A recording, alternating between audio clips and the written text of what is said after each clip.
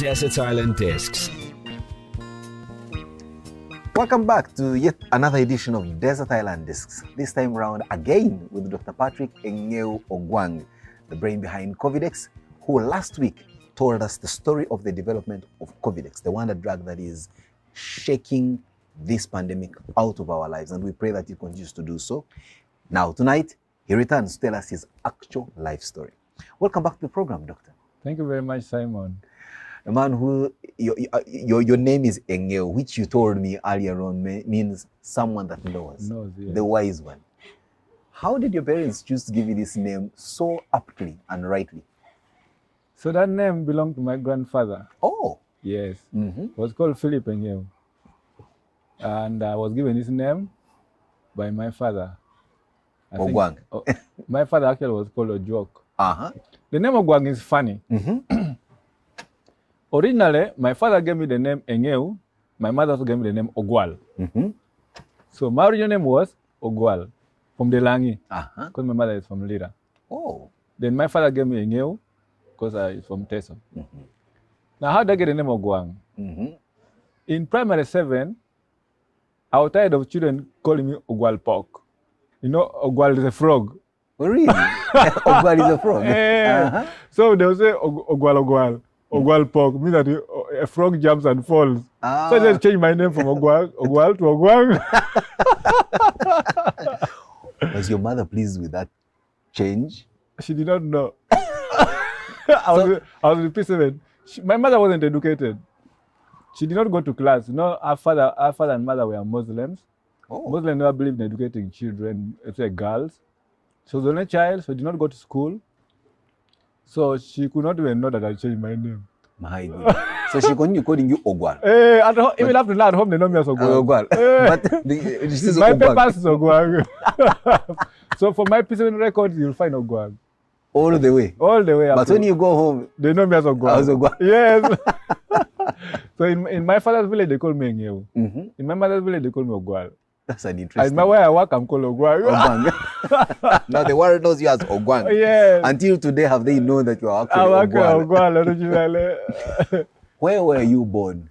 Who are these parents? Your father, your mother. We've now heard about your mother and her, humble beginnings without an education. But where was this that he met and had? So I was born in a small village. This was urban village setting called Arapai Amen. Amen A. I think it's called Amen A. The place called Amen. Arapai Amen in Soroti. I know Arapai. Yes. I've been there. On the way to Lira. Yes. There's a ginnery behind that old ginnery now. I was just born just behind that ginnery. Oh. Yeah. So my parents, my father was called Alfred Ojok, and my mother was called Akech Jenna. That's why the medicine is called Jenna. Jenna. Company, yes. Yeah. So my father was a bit educated. I'm told he was a very brilliant man in class, but also very erratic in nature. And I told one time he went and jumped on a horse of one of his teachers, and they were whites by then, and rode it without permission of his white teacher. So he was expelled from the school. Had he ever ridden a horse anyway? He just jumped on a horse. So I think he never completed school. Which class was this when he jumped on it? I think they school about junior 2 or something like that. So his education was stopped by his erratic behavior to jump on a horse without permission. Yeah, but memories of him when I was young used to teach me mathematics. On the ground, we would write mathematical symbols, calculations. When I was still in P1. On the floor? On the ground. In the compound? In the compound. So his hand made me like mathematics, I should say. Wow. And then I had another teacher in primary 7, headmaster, is now the LC5 of Soroti, Egunyu Michael. He was also my teacher of math. Wow. They made me love mathematics. Were you an only child? Lonely child? Are you an only child? No. Were you the first We were born? actually 8. Oh. We were 8. My mother had 3 children before meeting my dad. And then for us, after she met my dad, we were 5. But my mother... Were you the first of those? No, I was number 4. Wow. I was number 4. But I was the first child of my father with my mom. So my mother was the only child of her parents, the only girl. So never allowed her to leave home. The parents say, you're the only child, so stay home. So whoever wanted my mother could not take her away from home. Hey. That she ended up having more than one husband. Ah. So you meet her, she gets a child with you, you want to marry the father and say that if you marry her, stay in our home. Including my own father, stayed in my grandfather's house. No. I am telling you. Yes. In Arapai there. In Arapai? Yeah, he had bought land in Arapai. Oh. So your grandfather, your father's father, Yeah, your mother's father, yes, said, if you must marry my daughter, you must stay with her in my home. In my Hey, so all of us were born in our grandfather's house. But did your father pay bride price for your mother? Yes, he paid. But now You pay and you still stay there. Stay there. So who looks after who? So now you see it's difficult to stay in your father-in-law's house. So it was really hard for him. Eventually, I think when I was in P3, they had to separate. My father had to go his way, and my mother stayed with us in her father's home. Your father went? My father went. I mean, you couldn't stand that. So we are 8. My goodness. Yeah. So and your grandfather, how was he? My grandfather was a British soldier who came back from the World War, I think those India and Burma. And he used to smoke marijuana. So when the Mkomboti came, the Tanzanian soldiers came, they were composed, the overthrow of Idi Amin. They would come to my grandfather's home. They would walk from Soroti town to my grandfather's home to come and to pick marijuana to smoke. Now, funny thing, when I was also young, I would say my grandfather would make some for me. He makes for himself and some for me, and I would also smoke marijuana when I was young. Is that a habit you continue to do after now? No, I don't actually smoke completely, surprisingly. I don't drink. Hey. Yeah, so... You had your fair share. I think I had enough when I was in 4 or 5 years with my grandfather. Yeah. Your childhood must have been a very interesting one, but maybe only you can tell us the extent to which you can best recollect. You have a grandfather pampering you and your mother in her place. You have a father that is so fond of you. You have got siblings, a big place. Yeah. How was it for you? Were you able to do the mischief that young children do, run around the village parts, fetch water? So one of the things I liked most was playing. I used to play to the point that people would wonder if I would even succeed in the class. So as soon as we finish school like this, we would go swimming. Even we would escape from school to go and swim. In the river? In the swamps. Big, they're like big swamps. And were they infested with bilharzia? Of course, they had these leeches, they would bite us. But of course, when you're young, you don't care. Now, one day we did something fun. There was a fat friend of ours who did not know how to swim. So we pushed him into the water. And he almost died. Oh, my goodness. You see, when you're young, you're really stupid. He almost died. But somehow he struggled, and for us, we have been laughing as children. You can imagine. But he struggled and he came out of that. The other funny thing I did one time, after swimming, we would go and line up on, they call it daraja, it's a bridge. We would go and line up where the bridge and as bicycles were passing. One day we had a stupid habit. We had like this spear grass. They call it, I think, spear grass, elephant grass. Elephant grass, yes. Yeah. So we would cut it, then when a bicycle is passing, we throw it to follow the bicycle. So one time I threw one, it entered somebody's tires. The spokes. And broke all the spokes. The man stopped, he was carrying a milk container. The man stopped and chased me. I ran. The man chased me because I entered water. I just entered water and crossed. If he had entered, so he stopped. But if he had caught me, I think he would have killed him. He was going to beat me. Did he know who you were? He did not know. So he didn't come home. He didn't know where. They would go very, very far. They are going to Amuda, that side. But that was a very bad thing I did. Because that man had to carry his bicycle home, along like around 5 kilometers. And it was already late in the evening. When he watches this program or listens, he will now know who this child did that to him. Mischief many yeah, years so ago. I had things I remember about my funny stories about my life. Yeah, but otherwise I was an obedient child. The entire village liked me actually. Up to date, they still like me. Wow. I always liked helping the old people. Whenever I would get money dropped on the road, I would take for old people. And they would pray for me. Yes. You find someone has dropped money? I pick it. Instead of taking it for yourself? I'll take it for an old person. So many old people in my village used to pray for me. Some would spit saliva on my chest. God may bless me.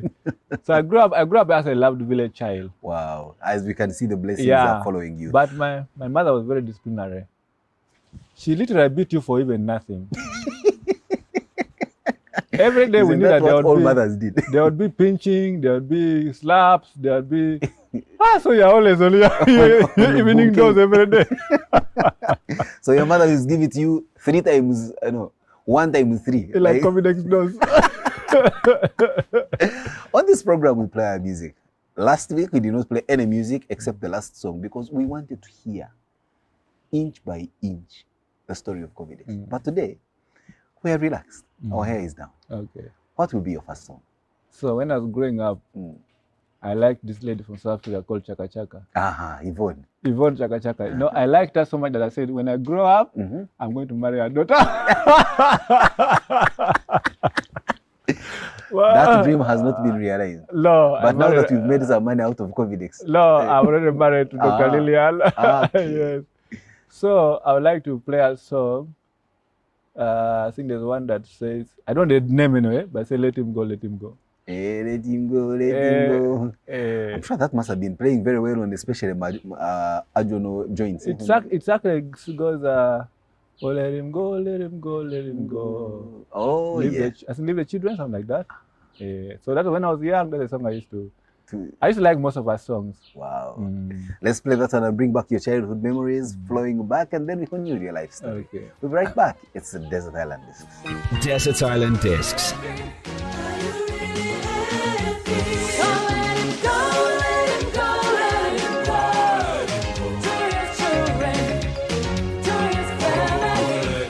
Welcome back from that. I'm sure many of you who are around the same age as Dr. Patrick Ogwang here will certainly have enjoyed that track coming in from Yvonne Chaka Chaka, and he's here, shaking his leg and remembering all the good fun times that he shared as a young man. So tell us, you were in a local school near home. That school has a name. Does it still exist? What's the name? I first went to, when I was still very, I think when I had not begun school, because I think after Idi Amin's overthrow, my father took us to his village. Then I was put in a certain school there called Kaberepila Primary School in P1. But I was only there for 1 term, and my mother came for me. Come back to Soroti. So in Soroti, my friends whom we used to play with in the village were all going to school, but I was not going to school. So one time I cried to my mother. I won't go to school because they would tell me stories of school. In school we play games. For you it was play. Yeah. Why wasn't your mother taking you to school? She didn't have the means? I think I was still a bit young. Okay. So they would tell me that in school we play games of policemen and chasing thieves. So for us we're the policemen, then we chase thieves, we catch thieves. So everyone would cry to mommy, I want to go to school, I want to go to school. So she ended up taking me to school. So I went to a school called Arapai Primary School. It's a remote school anyway, very remote. So I was there from P1 to P7. But in P7, because of the Karamojong, we never sat exams. So we are told to move to urban school, the schools in town. So that year, I sat P7. I was the best in my school. Wow. And I think the third best in the district. So I got actually a scholarship to go and study in Tororo College. No, in St. Peter's College, Tororo. No. Tesa College Aloit. Tesa College Aloit. Yeah, but my uncle, because after P7, I came to Kampala to look for my uncles to help me with physics, because my mother was deteriorating in health. Yeah, so one of my late uncle called Michael Dongo, he accepted to take me in his home in Mbuya here. He was working in the president's office by that time. Wow. Yeah, so he took me up as his child. I grew up in their home now. So Michael Dongo was a relative on your maternal or on my father's side. On your father's side. Yes, on my father's side. So I left my mother and my siblings in Soroti. So then I came, but when I came, I not yet got my results for P7. So I began roasting meat. Because my uncle's home, they would make ajono. Marua. Marua. In Mbuya. So his friends will come and drink with him. In Mbuya, is it around Windows? It was called Window 2. Window 2. I know the place, Windows. I think it was Window 2. Yeah, so they will come. My father used to patronize that. Okay, then maybe I could have known him. Perhaps. Yeah. So they would come. So I began, I wanted to generate some money. Because salaries then were not very good for civil servants. But also, you wanted to show that you can't sit back and just do nothing. So the first thing I did to get money, I used to know how to make these wire cards for children to play. So I designed a good one for my uncle's son. Some of his wires remained, and I made a small one for myself. So to go playing with them on the road. On the road, then one time a neighbor's son cried for my car. The mother begged me, please sell to me that car for my son. So I sold to her 150 shillings, Uganda shillings then. 150. Yes. Then I asked my grandmother that, can you add me 50 shillings? I add to my 150. I buy a packet of cigarette to sell to people who will come home to drink. So there were some smokers there. So I bought one packet of cigarette. I sold it from Middle East. I went and sold it to them. I got 250 shillings. Then I went and bought half kilo of meat.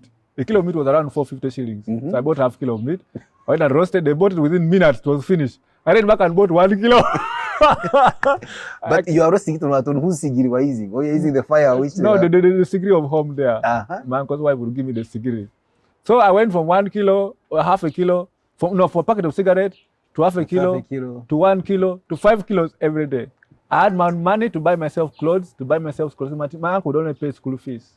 Wow. I would even send some money to my mother to help pay school fees for my siblings in the village. So which school then did you go to that allowed you to moonlight? So I went to... So that was when I was waiting for my results of P7. Yes. So when the P7 came, everybody was so happy that I'd passed highly. And they said, no, the child cannot go back to Soroti. So they took me to St. Clair's College, Tororo, for O level. They cut short your my roasting of meat, So during holidays, I would roast meat. Then school time, I go back to school. Yeah, so my father was actually one of the early supporters of President Museveni. He was new PM. He was a mobilizer for Museveni in 1980. Yes. And I'm told, I was still young by then, but I'm told that when Museveni came to Soroti, his son mobilized the people to go and meet. Of course, they took many students because those days Museveni was not popular. When you spoke to the president recently? I have not yet told him. You haven't told him that? No, I'll tell him when I get a chance to tell him. Okay. I always want to be independent of your father's sins and accomplishments alike. But also not try to like look for sympathy or what. I always want to be independent, do my thing, but when I get a chance, I say, we get not through this program. But yeah, it was him and some old man called Opio was a pastor. Then another one who is still alive in our village. That was all the stories of how they used to mobilize for the president. Yeah. So then I was from S1 to S4 I was in St. Clair's College, Tororo. I used to be number 1 in the class. So these testimonies have been coming through, especially people who went with you in so class on social media and saying, this man, you see, we are not surprised at all that he is doing what he is doing. Yeah, so after P7, after S4, again God made me the best in the school and the best in the district. Whoa. Yeah. So in S4, I went to remain in St. Clair's College, Tororo. But one of my teachers called Miss Obot Case, a very good chemistry teacher. You know I was going to drop chemistry in S3? What? Yes, I would have not discovered COVID-19. We had a very poor teacher. She used to be stressed, I think, with her own personal family issues. Then she would come just blowing chalk, whatever. Blowing chalk. I think she had family problems. So I was about to leave chemistry, but Mr. Bott taught us in S4.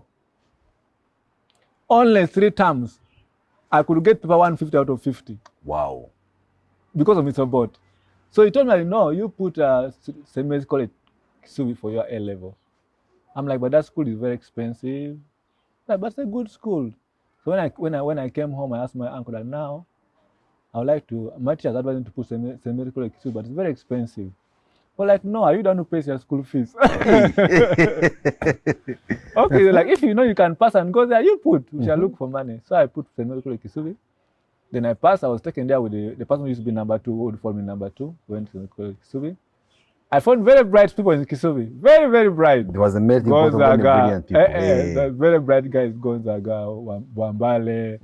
Those are very intelligent people. But I would also give them a big challenge. And the outlook of the school must also have been very good. Kisubi was a very beautiful school. But I had a problem. Now, right there, before you tell us your problem, because there are many problems with people getting they reach Kisubi. Let's play our second song. And then we come back to your Kisubi story. My second song is a song I love very much. It says, it is so sweet to trust in Jesus. Yeah, indeed, it's so sweet to trust in Jesus. What I've gone through because of COVID-19, if I did not have trust in Jesus, maybe I would have sunk myself. Abandoned it. Yes, abandoned it. But when you trust in God, when you trust in Jesus, it gives you that inner voice and courage. Wow, very interesting hymn, and I'm sure it serves as an inspiration to you listening and watching us at this particular moment. It touches me personally, so let's listen to it. Let's get into the thick of it on a wonderful Sunday evening such as this one. Then when we return, it's more about Dr. Patrick Ogwang's story. Desert Island Discs. 'Tis so sweet to trust in Jesus, just to take him at his word. Welcome back. It's the story of Dr. Patrick Ogwang. Covidex possibly is going to become his middle name. And if he continues doing the wonders that he's doing, we'll possibly add him to the coat of arms, or maybe replace the other Cob with the Patrick Ogwang's picture. Who knows? We don't know what some of the things will portend for us when we have made them, but we saved humanity. So here you are. You've completed your O-level. You have ambitiously made a choice to go to St. Mary's College Kisubi, and you passed excellently. And you arrived there only to find brilliant kids. What else did you find waiting for you? The discipline. Whew.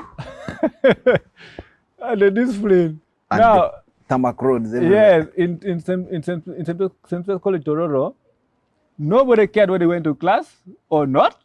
But at the end of the time, you must prove that you are going to class. You're going to say, oh, so you do whatever you want to do. You can do whatever you want to do. But at the end of the year, we used to call it monsoon winds. They'll come and sweep sweep you out.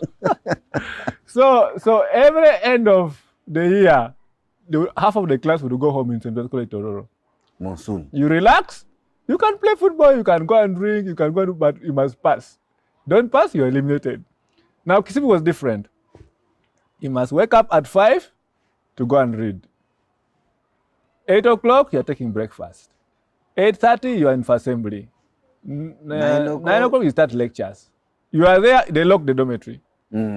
Now, me, I love the sleeping. After that, I love sleeping. Me, I like working from the bed. I read from the bed. Really? I don't like reading from a table, for a formal place. No. Even if you go to my bedroom, you'll find that on my bed there are books. That's my nature. I'm a person who likes doing things from my bedroom, from my bed. Okay, now you share a bed with someone. Are they comfortable with it? Or they met you like that? She's now used. So she always organized and bring it back. She organized and bring it back. That she's now used to them. So now it became a problem to me. Because if I wake up in the morning at 5, I sleep the whole day. I'm disorganized. You want to wake up? I want to wake up at once. I wake up at 7, then I read until like 11 in the night. That's me. I do my sleep late in the night, then I sleep once. But now Kisubi, the program was different. So I failed to wake up every morning. So I think the matron, we call it matrons? The housemaster. Housemaster. Every time he would come, he would find me sleeping. Everybody has gone, I'm sleeping. One day we're like, but Patrick, one day you wake up and find out you are dead in bed. I love that. So, but because I used to do well in the class, they allowed me to sleep. They said this one maybe sleeping is what helps you. Yeah. So I used to be called the standard of sleep. Hey, you are the SI unit of sleep. So, but after S5, what combination were you given when you went? I was doing PCM, physics, chemistry, and math. But there was no biology in my life. Actually. Okay. Yes. So after S5, I fell sick. Very sick, actually. I couldn't read. When I got to school, it gets worse. What was the sickness? I think by then, I think now I can look, I think I had a viral infection. But people thought it was witchcraft. They say, because it's very intelligent in class, they'll be waiting from Kisubi, what. Maybe from the village. There are many stories going around. Because they'll go to hospital, check, there was nothing. They gave me all types of antibiotics, tetracycline, penicillin, all nothing. I would still be sick. So first time, I would go to school like for 2 weeks, I fall sick, I come back home. Second time, I go to school for 2 weeks, I come back home. Third term, I asked my uncle to allow me to leave home and go and stay with a cousin. When I was staying with that cousin, why did you want to leave home? I just wanted like change of, because there are now many stories, witchcraft, all those things. And it was getting to your head. Yeah, it was getting to my head. Many people were being accused. So I said, let me just leave home and go to stay with someone. A small one-room house with my half-brother and his wife. Where was that? It was in Chitintale. So when we were there, it is when my brother's wife asked a neighbor who was like a herbalist or a traditional medicine healer. She came to me and like, Patrick, the landlord says she can treat people with the herbs and so on, but she wants us to go to her shrine. I said, I'm not going there. I said, I'm not going to that shrine. If she has a herb, when I'm growing up, we were young, we used to take herbal medicines. If she has a herb, she can give you, I take, but I'm not going to that shrine. She tried and I said, I'm not going. I refused to go actually. But she gave us some powder, which I would put in hot water, put in tea, and drink. When I began taking that thing, I would feel better when I take it. So, third time I went back to school. Third term of senior 6. I already missed 2 terms. Went back to school. Somehow, I managed to, I would bring that thing in my tea, and I'd read like that. But still, I would feel pain all over my body, unexplained pain. And then, I managed to sit examinations. And God was again kind. I was not the best in Kisubi, but I passed well also. And then I got pharmacy. Pharmacy was the top. All these A's coming your way. Yeah. No, I did not get A's. I got B's. But I think that year we never performed so well. So I managed to call 5. I managed to call 5 pharmacy. Pharmacy was taking only 8 people in the entire country. Yes, 8. And Kisubi alone, 9 people had applied in Kisubi. Kisubi alone, we were 9 of us that applied in Kisubi. 9 for pharmacy. Yes, then put on Budo, put on Namiliango, Intare, all those people. Toro College, all. Everyone. So to be among the 8 was really God's mercy. And the fact that I know almost a whole year. And how many from Kisubi were you? Who went for pharmacy? 3. Me, Indagije, who is now in the army. So I think he left a colonel now, Lieutenant Colonel.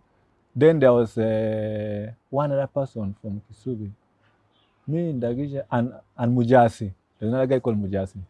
Yeah, Mujasi. So 3 of us, out of the 9, only 3 of us got as first choice. So then I joined Makerere to do pharmacy. So Monday to Friday, you are busy with lectures. Saturday, exams, tests. Every Saturday, people will come looking for me in my room and they will bounce every day. So my life was school, medical school, and church. So one of those days when you were through your Bible study and you saw this lady around that now eventually is your wife, did she strike you as someone you're going to marry at that particular time, or she was just sisterly? And No. You see, we started fellowship with Bible study with Lillian, but I never thought about marrying her at that time when we would go for fellowship. I did not actually did not come to my heart. But in the second year, I began praying to God to show me a wife I would marry. Second year, I would even fast and pray. So one day, I think it was around exam time, I was going to medical school, Mulago. So I reached in front of public health building and I see some lady walking in front of me. So I mistake her for somebody I knew. I say, So she turns and she looks at me in a very tough face. I get scared, Then I'm like, I'm sorry, I thought you were somebody I knew. Then she, without saying a word, she turns and goes. She was really tough, So I'm like, who's the lady to scare me? So I follow her. I began admiring her. Then I'm like, maybe this lady God wants me to marry. Because I'd been praying. What had been very tough like that? Yes, I'm like, because he intimidated me, I wanted now to get back to her. So and our ego. Yeah, so eventually my heart begins really to long for her. That very day, I failed to read. So I went back to the hall and I slept. But before sleeping, I prayed to God. I'm like, Lord, this lady here has entered my heart. I don't know whether the one you want me to marry or not. But tomorrow when I go to the library in the morning, because of exam time, then I go to read in the morning, if she's the one, it'll be the first person I see. That was the prayer I made. The following day when I entered the library, she was the first person I saw in the lady class. She was sitting just opposite the door. What? Yes. So when I entered, I saw Lillian first. Then immediately I went and talked to her. I'm like, you have never seen me closely, but I want to share something with you. She was like, now? I'm like, no, maybe later in the evening or tomorrow. So she was like, okay, I'll find time and come. Did she know you? No. Well, of course, she had been seeing me in fellowship, but not like closely. So I told her my hall and my room. And she came that evening. Wow. Now, for her, she was we used to call her Mama of the Fellowship of Medical School. She was like the senior, the most saved person in the class. In medical school at that time, she was the Mama of Medical Fellowship. Was she in the same year with you? No, she was 1 year ahead of me, surprisingly. She was watching You at man, home. you are always kicking above your weight. Yes, I'll kick above my weight. I always kick above my weight. That's the problem with me. I always go ahead of my edge of my weight. So I think she came thinking that she was coming to reach out to this Christian, to help this Christian was a problem.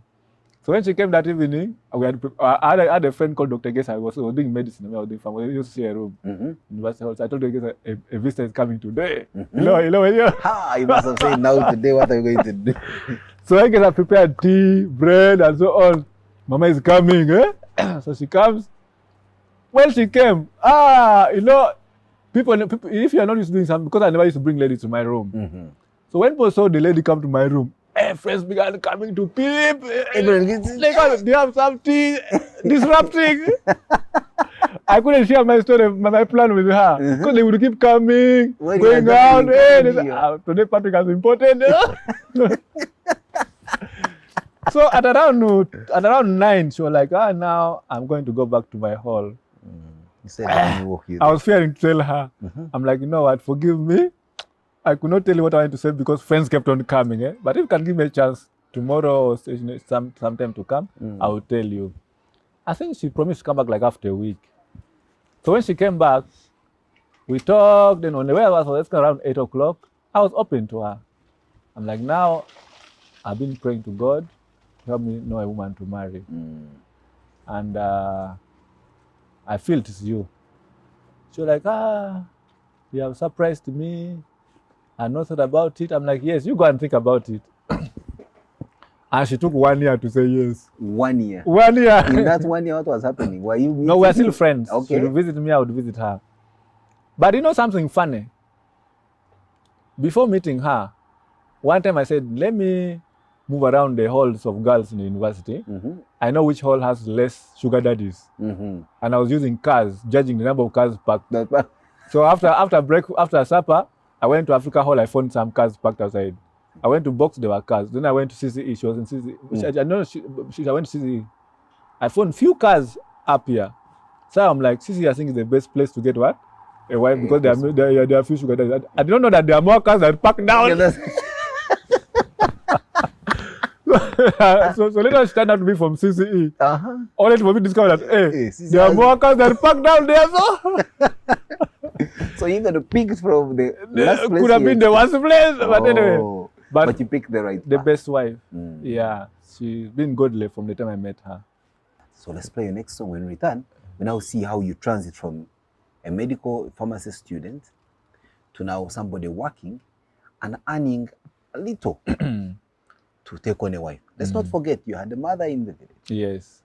You had siblings to take care of. Yes. And now here you had met a sweetheart. Your next song. Yeah, my next song is When the Saints Go Marching In. Although I want to be among the number. With the confidence, yes. Clearly they should canonize you. You are one of the saints. Yeah. Or When the Saints Go Marching, chosen by Dr. Patrick Engeu. Very interesting gentleman here with an incredible life story. Simple man with not so much of a simple profile and quite growing it at a very fast rate. We'll be right back. Desert Island Discs.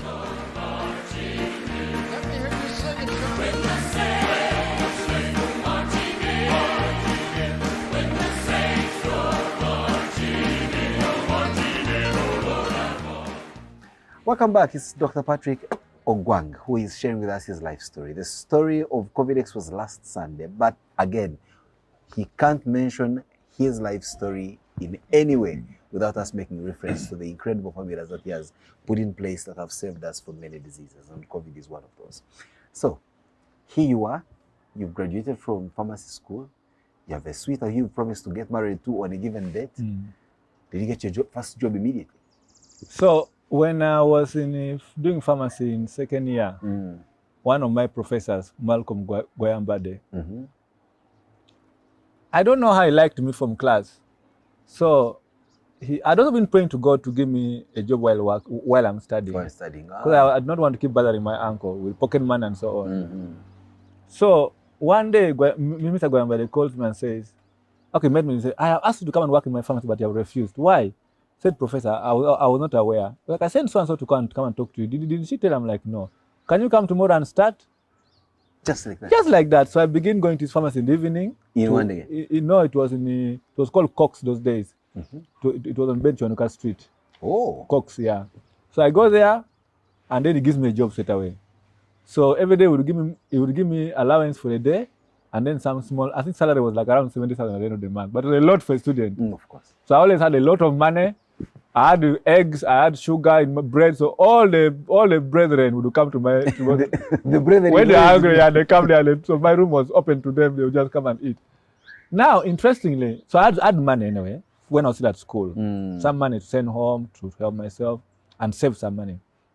Now, something interesting. when Mr. Malcolm took me to work in the pharmacy, people told me that man does not pay. You know, Ugandans don't like paying. And indeed, the first day we worked, he came and said, how much money do you have there? I'm like, this amount of money. Okay, give me the money, get your transport, today's allowance you'll not get. You'll get tomorrow. I told him that, Professor, I've been here working faithfully. I've not been taking a coin out of your money. I've not picked even a coin. So you have to give me my money, which I worked for this day. You were upfront to him like that. I was open to him, and I picked exactly my allowance and transport. Like, this is my transport is my allowance. You can see, I gave him the balance. I'm like, this is what belongs to you. This is what belongs to me. Should I come tomorrow or not?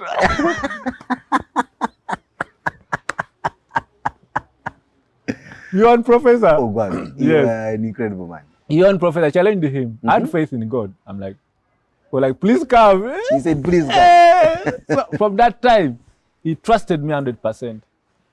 I was the most trusted person in the pharmacy. When he sold the pharmacy, he told the person who bought it, you can chase away everyone, but Ogwang must remain. Wow. Yeah. So also so eventually when I finished pharmacy school, he wanted me to become his manager of his pharmacy. But I you know, those pharmacies were very few those days. As soon as I feel like this, everybody is struggling for you to go and work for his pharmacy, supervise his pharmacy. So I went to Mbarara as my first posting to work there. Who posted you? Who were you? No, there was a private company called Nile Services. They used to import and sell animal products, animal medicines. And they paid me 6 months in advance. So I was very rich. So I bought this land. Wow. With part of that money. Then I saved some for the wedding. Yeah, and also the wedding, I had prepared all my money for it. When we made a simple wedding, by then we spent like, I think, 8 million. Wow. Yeah, simple wedding, but beautiful. You know, it's not about the money you put in, but the friends you have around you, the organization that you put in place. So my uncle gave me his car. Another friend of mine called James Tamale is a pharmacist in NDA, also gave me his Mark II. Then we hired only one car. Wow. So we only hired one car, the other was given to us by friends. Our wedding was at Kolping Hotel. Yeah, yes. But then it was just a guest house. So it was like a guest house. But it was beautiful. Then another friend of mine called Masai Herbert offered me a choir of Eden. It was called Echoes of Grace. Echoes of Grace. Hey, they are so good at singing. They came and sang beautifully. It was a beautiful wedding. We finished the day and then went and spent the night in some hotel in Kawempe. What is it called? I forget some hotel in Kawempe. Teak Hotel? Teak Hotel. That was our first night together. Places, my friend. Yeah, I know places. Yeah. First night together at Teak Hotel. Then the following day we went to Mombasa. Wow. For 2 weeks. So then you began your adult life. So you were working in Barra, you married in Kampala. What was Dr. Lillian working at the time? Or was she still doing her internship? So after Mbarara, I went to Mbarara 5-6 years ago. At first I used to work at the Ministry of Health here, the Department for Natural Medicine Research. That's why I worked for 10 years and 7 months. Because I wanted to leave that laboratory. It's a very, very good laboratory for discovering drugs. In fact, that lab can be made a national working laboratory. Where is it located? In Wandegea. Oh, this one where the DNA things are. Yeah, it's within the same compound. Oh, that place is the richest place Uganda has in terms of medicine and even economy. It's the best place to discover medicine. Why? Because the entire nation, people work there with medicinal plants, with ideas, with knowledge. And how about the equipment and management? The equipment is not so good. If you can really put it properly and give it proper leadership and organization, let me tell you, Uganda will stop importing 80% of the drugs. Yes, let me tell you, Simon, this country is first of all blessed with nature. It's not just a joke. Almost all species of plants are in this country. plants can grow anywhere in this country. There's bacteria there which we have not even explored, which could be having powerful medicine. Then there are people in this country who have knowledge, traditional medicine knowledge. Let me tell medicine knowledge. Let me tell you, when I was there, some old man walked to me, said, Patrick, I have this formula for poisons. Any type of poison I treat. I said, give me. He brought a container with his medicine. I went to government analytical laboratory. I told them, give me the best poison you have, the toughest poison you have here. They gave me a poison called level 5 poison. Not cyanide. No, I can't recall exactly, but at the level 5. They gave it to me. I went to a laboratory. I did experiment on laboratory rats. I had 3 groups. The first group, I gave the poison. Within just a few minutes, they had all died.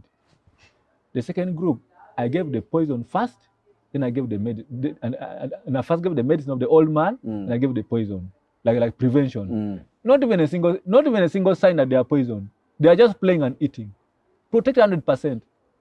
The third group, I first gave the poison, and then when they are about to die, as they are gasping, I administered the medicine. Antidote. They begin recovering. 1 hour, 12 by 6 p.m. All were playing. Wow. That's the knowledge. Level 5. Level 5 poison. This, I don't know that old man has died. I wrote to the PS that time that they should buy that formula as government and develop it as government. Because the old man wanted only like 30 million shillings. I didn't have that money also by 10 years ago. But that's you can mean the level of knowledge we have in that place. So then the decision to leave, to join Bara must have been a very difficult one. It was so hard for me to leave Bara, to leave chemotherapy, to leave my family here and go. But I think it was God's way. So eventually when the US called me, I used to just go and teach, volunteer and come back. But eventually they insisted. I told the US that I want to just be secondary. They were like, no, you must be our staff. So we develop you knowing that you're our staff. So eventually I went and picked my appointment letter. They told me if you work hard, after 5 years you're promoted to become a shade professor, after 5 years you're promoted again to become a full professor. Let's take a break by first listening to your song that will come in next. Then afterwards, we now look at you as an individual. The things that make you happy, the things that you love to eat, the way you relax. You still love to sleep and many other things. So what will be your next song? My next song is an artisan song. It says the Joka Urida. Do I know that? Yeah. We all love that song. Like anthem, whenever it is played, we all jump up and dance. So not in district. Oh yeah. That's my song. Yeah. Wow, very interesting. Well, let's listen to that one, get a bit groovy. When we return, it's more about Dr. Patrick Ogwang's story. Desert Island Discs.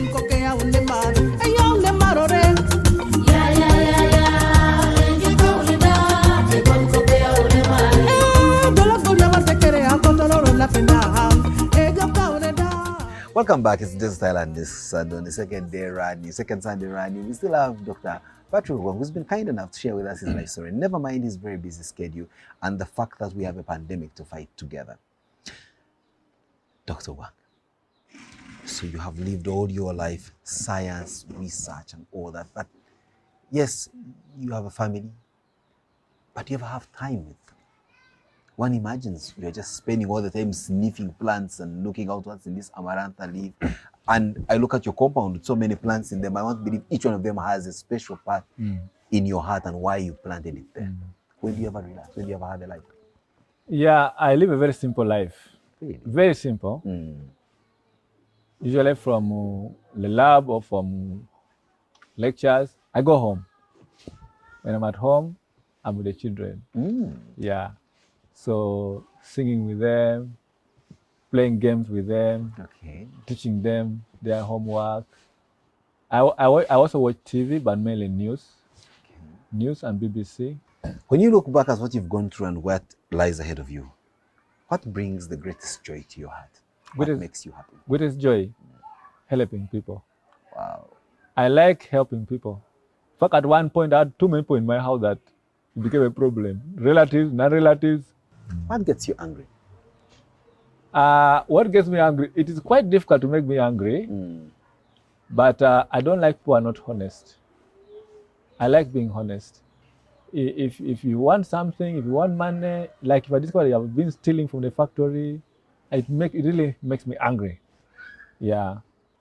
Don't you think that's going to be a source of a lot of your disappointment, considering that there's not so much of sincerity still left in the moral fabric of most of Yeah. us? You see, when we began producing Covidex, the workers started stealing. Everyone was stealing. I think I've lost over 100 million this 1 week because the workers are stealing. But still, we know we're human beings. And know as a country, we still have moral challenges. So you have to understand people and try to... Okay, my CEO fired some people, but I said, let's bring them back. Let's talk to them. You know, always good to forgive and encourage someone to do the right thing. So I'm calling them back to come and we continue working together. What's your favorite dish? Atapa, I guess. I like atapa and chicken. Yeah, akokor. Akokor. Yeah. And how do you like to wash it down? Your favorite drink? I actually don't drink much. Okay, even water. I may take my strong tea. But once in a while, because I have this digestion problem, I can take like 20 mils of wine. It helps to improve my digestion. 20 mils? Yeah, I don't take a lot. 20 mils is the little thing of Covidex. Yeah, a glass can make me drunk, yeah. Yes. A glass knocks me down. Yeah, but that's the beauty. You will stand up again. Yeah. So I might take just 20 mils. Of red or white wine? I think white sweet. Yeah, natural white sweet. Natural white. And I take focus in 7%. Wow. Not very strong. The others of 14, it just finish me off. But I don't take it every day. When I have like digestion problem, I take, then I get better again. Yeah. 20 mils. Yeah, 20 mils. More than 20, yeah, I cannot read. When I close my eyes, I can see you 10, 15, 30, 100 years from now. With big pharmaceutical outfit, saving lives, and making the best out of what the country is endowed with in terms of natural plants and extracts. Is that where you see yourself as well? Yeah, first of all,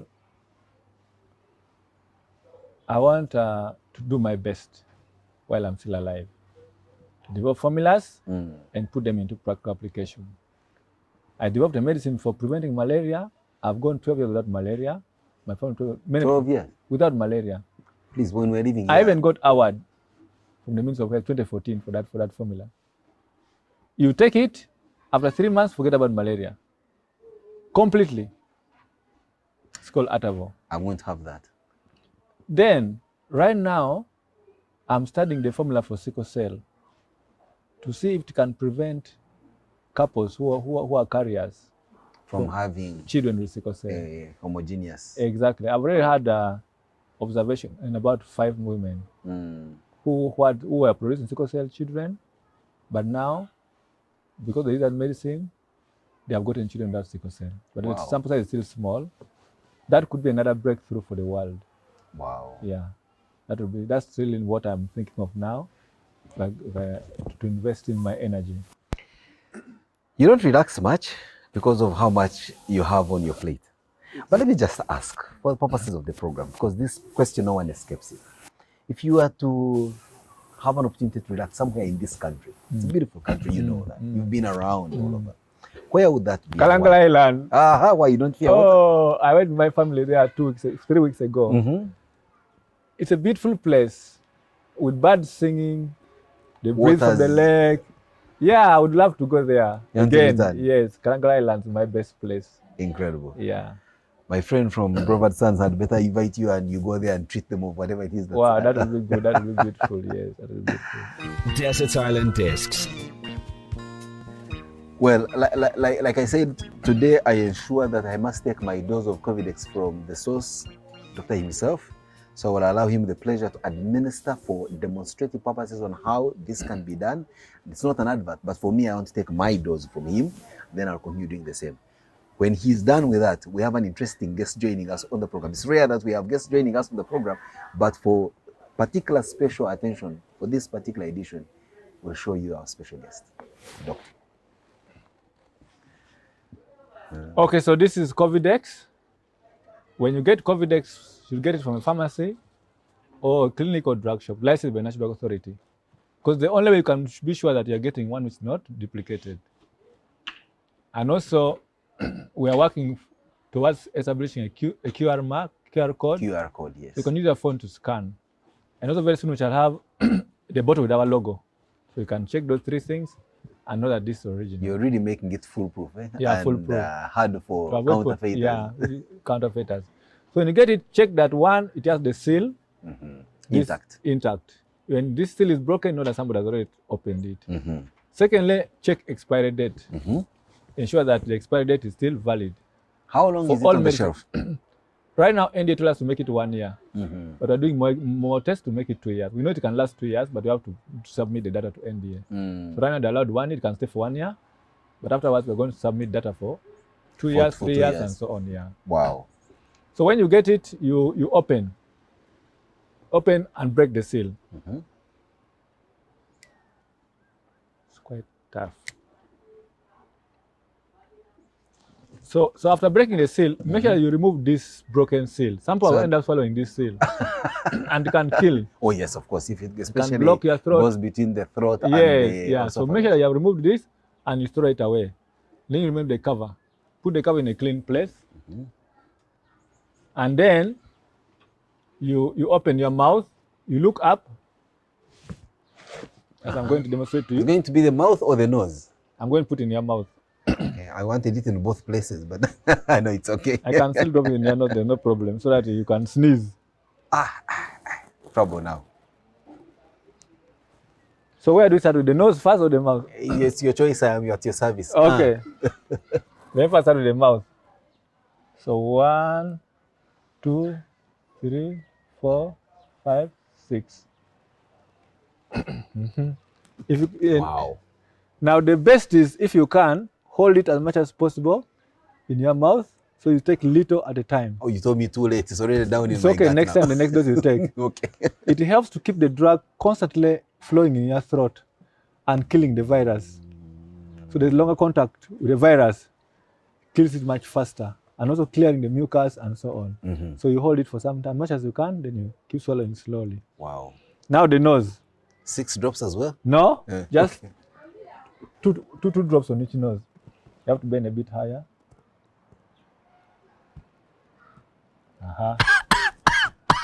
Tough.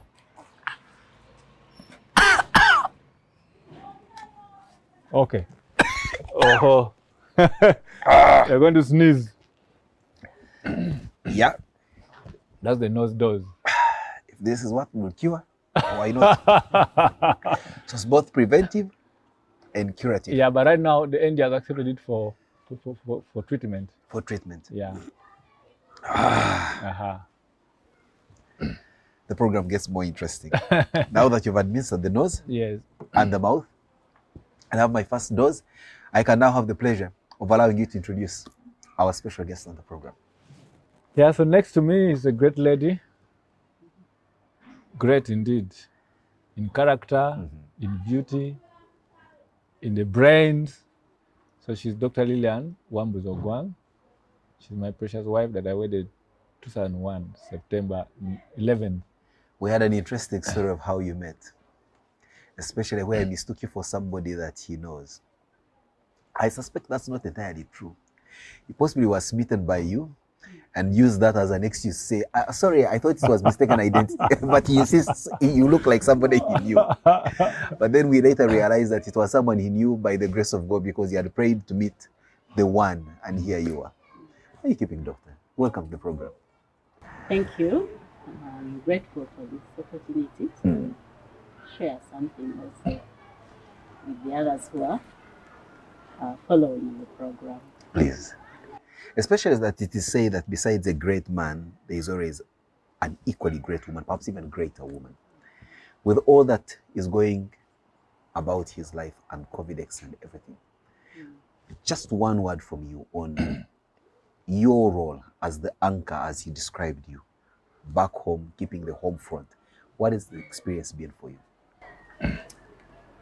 It's been a very interesting experience because Patrick, as I used to calling him, although many call him Professor, Dr. Patrick Ogwang, is a very innovative person. And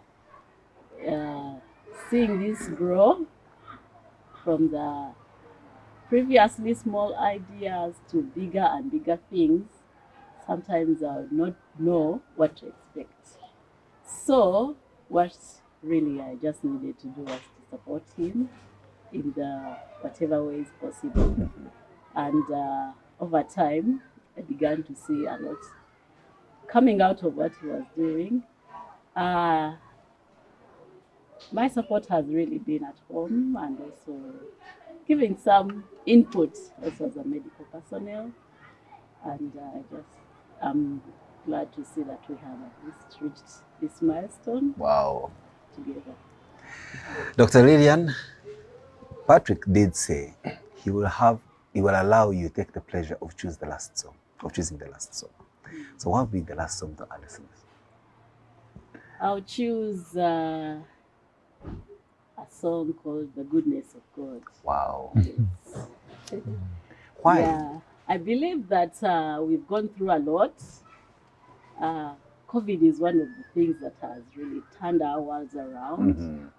But even in this, you can see the goodness of God to give us a solution. There are many brains, but somehow God has used this as well. Wow. Something that we can not benefit from as a family, but many other people. Yeah. So we are beginning to see the goodness of God also, because it was rough. I know, earlier on. Things are coming into place. Beautiful people, beautiful choice of music. And then one last question to you, Patrick. Bill Gates is undoubtedly the richest man ever.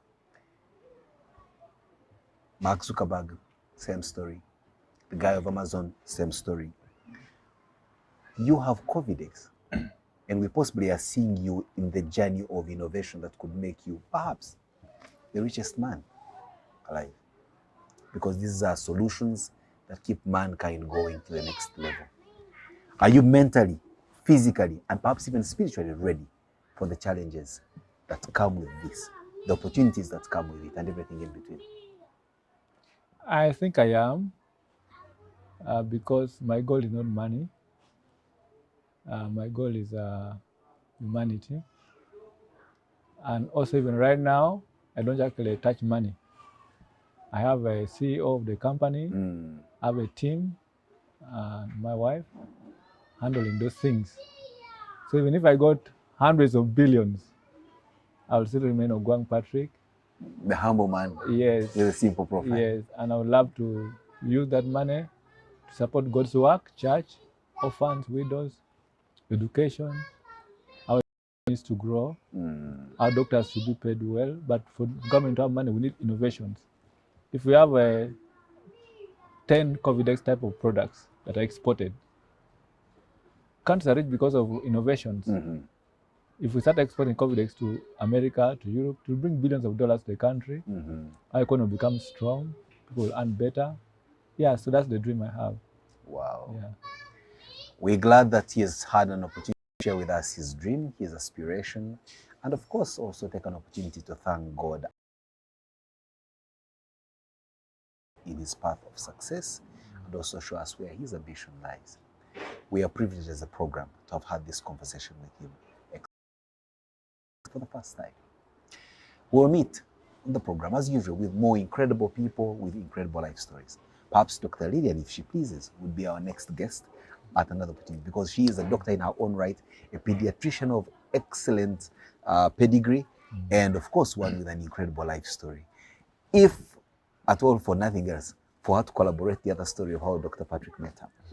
We'll be back next Sunday with yet another interesting personality profile. God bless you and all the best. Stay with us. Desert Island Discs. And all my life you have been so with every breath that I am. Desert Island Discs.